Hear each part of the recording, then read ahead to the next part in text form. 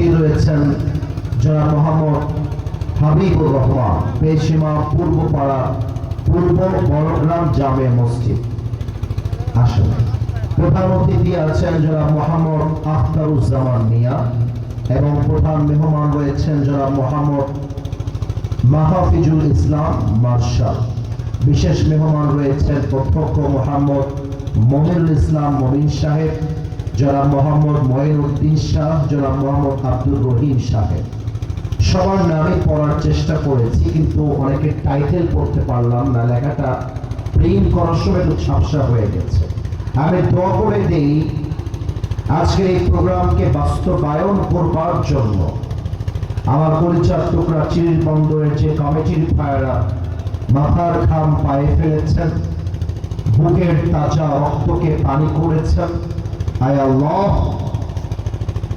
আজকের এই সুন্দর মাহফিলে আমরা যারা একসাথে বসতে পেরেছি, তুমি জান্নাতুল ফেরদাউসে আজকের মতো আমাদের সবাইকেও মৃত্যুর পরে মেহমান হিসেবে কবুল করে নিও। পড়েন সবাই আওয়াজ দিয়ে আমিন।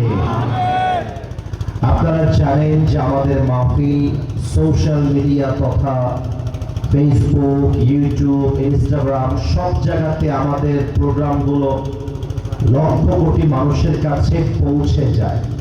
এই জন্য আমি সবার কাছে বিনয়ের সাথে আবদার রাখবো, আজকে আমরা হয়তো বা হাজার খানেক লোক এখানে বসে আছি, কিন্তু আগামীকাল এই মাহফিলটা কোটি কোটি মানুষ ফেসবুকে, ইউটিউবে, বিভিন্ন প্ল্যাটফর্মে দেখতে পাবে।